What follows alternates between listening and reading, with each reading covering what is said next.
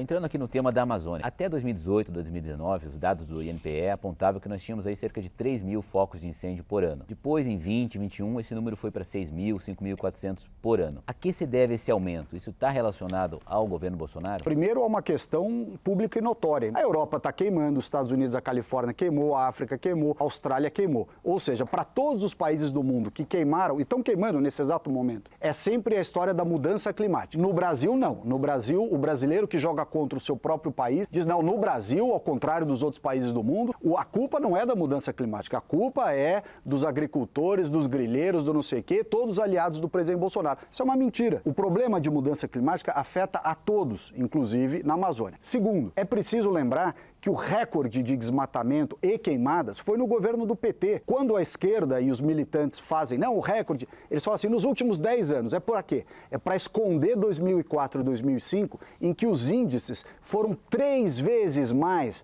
do que esse ano. Não há discussão sobre ser recorde ou não ser recorde. O fato é o seguinte, se nós não tivermos uma solução para a Amazônia que leve em consideração a sua potencialidade da riqueza natural, região mais rica do Brasil, em ouro, diamante, água, cassiterita, madeira, fauna, flora, água doce, tudo. Com a população mais pobre, pior saúde, pior educação, pior transporte, pior moradia, estão convite à ilegalidade. Você ter 23 milhões de pessoas vivendo com o índice de o pior IDH do Brasil em cima da maior riqueza natural do planeta e do Estado brasileiro. Portanto, esta é uma equação que não fecha. Você precisa cuidar das pessoas, eles melhorarem o padrão de vida. No momento em que eles melhoram o padrão de vida com atividades que lhes deem perspectiva, naturalmente haverá uma preocupação maior com a questão ambiental. Agora, achar que miseráveis vão cuidar do meio ambiente é um equívoco. Em relação à Amazônia, concordo que nos governos petistas a situação foi muito pior do desmatamento, tanto que essa foi a razão pela qual o Lula até demitiu e depois linchou a reputação da Marina Silva, que fez um péssimo trabalho frente ao Ministério do Meio Ambiente.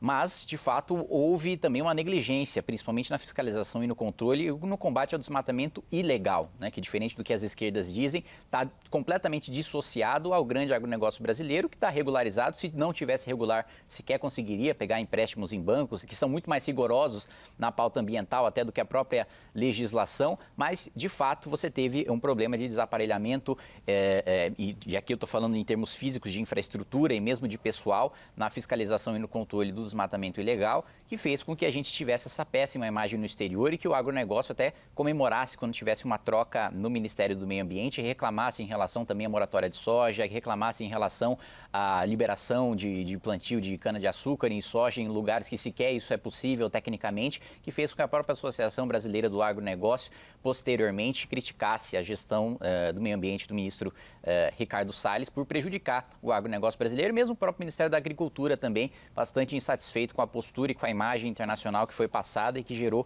prejuízo ao nosso país e gerou embargos até à nossa carne bovina devido à incompetência não só na comunicação, mas na execução das políticas públicas do MMA. Veja como o desconhecimento cobra um preço. Quem aprovou a liberação da cana no bioma amazônico foi a Tereza Cristina, como ministra da Agricultura defendida aqui pelo Kim. Por outro lado, esse discurso retórico de houve um desmonte ambiental é mentira. O governo Bolsonaro, em 1º de janeiro de 2019, recebeu o IBAMA e o ICMBio com 50% de déficit de funcionários. Um orçamento completamente depauperado e há 8 anos não se fazia concurso público para esses órgãos. Foi o governo do presidente Bolsonaro que abriu o concurso para 700 fiscais divididos em 2 equipes, IBAMA e ICMBio. Portanto, essa narrativa de que houve um desmonte ambiental é absolutamente mentirosa. O que aconteceu, de fato, foi 12 anos de uma esquerda que não se preocupou em cuidar das pessoas, deixou os miseráveis crescerem na região da Amazônia, inclusive no Pantanal, em outros lugares, e essas pessoas simplesmente cansaram,